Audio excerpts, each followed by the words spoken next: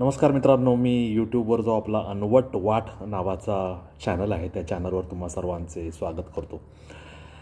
मित्रांनो, आज आपण विद्युत पुरवठ्याशिवाय जीवनाची कल्पना करू शकतो का?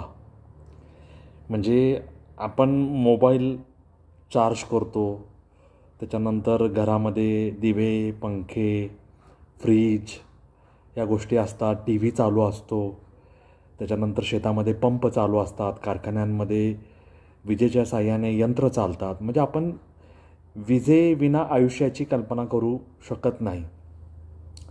आता स्वातंत्र्यपूर्व काळामध्ये म्हणजे 1947च्या आधी विजेची जेवढी सोय होती किंवा विजेची सोय नव्हती, प्रगत देश जे होते त्यांच्याकडे कदाचित विजेची सोय असेल, परंतु भारतात उद्योगधंदे आणि त्याच्या आधी धरण वगैरे निर्माण करून वीज निर्मितीचे जे काही उपाययोजना आहेत त्यानंतर करण्यात आला आणि वीज भारतात निर्माण होऊन लोकांना सुरळीत विद्युत पुरवठा प्राप्त होऊ लागला. अन्यथा भारतात अनेक ठिकाणी ग्रामीण भागात वीज पोहोचलेली नव्हती आणि संध्याकाळी मग कंदील लावा, दिवा लावा, पणती लावा, चिमणी लावा आणि त्या उजेडात काम करा असं जीवन होतं.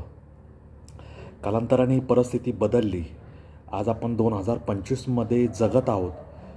तरीही काही गावांमध्ये वीज पोहोचायची राहिली होती आणि त्याच मालेतील राजस्थानमधील बारन जिल्ह्यातील डोंगराळ भागात वसलेले एक गाव आहे. त्या गावाचं नाव आहे सावरा आणि सहारिया समुदायाची तिथे 40 घरं आहेत. साधारण 200 लोकसंख्या आहे आणि ही जे सहारिया समुदाय आहे हा विशेष संरक्षित असा आदिवासी समूह आहे आणि ह्या समूहाला आत्ता नुकतीच वीज जोडणी प्राप्त झालेली आहे. म्हणजे आपला देश 1947 साली स्वतंत्र झाला. 1950ला आपण प्रजासत्ताक झालो आणि आता 2025 चालू आहे. राजस्थानमधल्या एका गावात आत्ता वीज पोचली. त्या लोकांनी वारंवार मागणी केली, लोकप्रतिनिधींना कळवलं, जिल्हाधिकाऱ्यांना कळवलं, परंतु त्यांच्या पाठपुराव्याला यामागे यश आलं नव्हतं आणि अनेक वेळा सरकार दरबारी सांगून विनंत्या अर्ज करून काही झालं नाही. आणि आत्ता त्यांनी नुकतंच जिल्हाधिकाऱ्यांना गावात बोलवून त्यांच्याकडे ही तक्रार केली होती आणि ह्या दुर्गम भागातल्या या बारन जिल्ह्यातल्या सावरा गावात वीज पोहोचलेली आहे. त्यांच्या घरात 40 वॅटचा असेल, 60 वॅटचा असेल, 100 वॅटचा असेल, दिवा लागलेला आहे, ट्यूबलाईट लागलेली आहे आणि प्रकाशात हे सावरा गाव न्हावून निघालेलं आहे. ही आपल्या देशाची शोकांतिका आहे. 1947 नंतर आपला भारत देश 78 वर्ष झाली तरी आणखी काही गाव, खेड्या, दुर्गम भागांपर्यंत विजेची सोय पोहोचवू शकलेला नाही. आता ह्या गावात जिल्हाधिकाऱ्यांना त्यांच्या हातातच तक्रार अर्ज दिल्यामुळे त्यांनी ताबडतोब यंत्रणेला कामाला लावलं आणि 20-25 दिवस विद्युत पुरवठा यंत्रणेने रात्रंदिवस राबून वीज ह्या गावात पोहोचवलेली आहेत. ते सगळेच अभिनंदनास पात्र आहेत.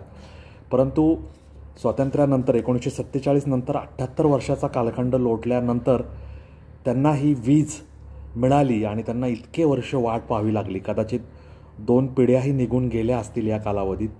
हे जरा दुःखद आहे, हे वेदनादायी आहे आणि आपण या सगळ्यांबद्दल खेद प्रकट केला पाहिजे. तरीही आता वीज पोचल्याचा आनंद आहे आणि ह्या गावाचं, या गावातल्या या आदिवासी समूहाचं आपण वीज पोचल्याबद्दल अभिनंदन करूया. वीज कर्मचाऱ्यांचं अभिनंदन करूया, जिल्हाधिकाऱ्यांनाही धन्यवाद देऊया आणि कोणतंही गावखेडं हे वीज पुरवठा असेल, पाणी पुरवठा असेल, शौचालयाची सोय असेल, आरोग्य सुविधा असतील, प्राथमिक आरोग्य केंद्र असेल, गावामध्ये शासकीय वाहन म्हणजे ST असेल, बस असेल, ती पोचायला हवी, रस्ता हवा, या मूलभूत गरजा आहेत. त्याच्याविना कोणतंही गाव, खेडं, पाडा, दुर्गम भाग वंचित राहू नये अशी माझी मनोमन सदिच्छा आहे, अशी माझी मनोमन इच्छा आहे. तुमचं काय मत आहे हे कॉमेंट बॉक्समध्ये लिहून मला सांगायला विसरू नका. आपला हा अनवट वाट यूट्यूब चॅनल जास्तीत जास्त लाईक शेअर सबस्क्राईब करायला विसरू नका असं माझं तुम्हा सर्वांना सांगणं आहे. या नोटवर मी सुरेश मुरलीधर कोडितकर तुमची रजा घेतो. धन्यवाद. जय हिंद, जय महाराष्ट्र, वंदे मातरम, जय श्रीराम, जय जगन्नाथ, जय सनातन, जय गणेश. धन्यवाद.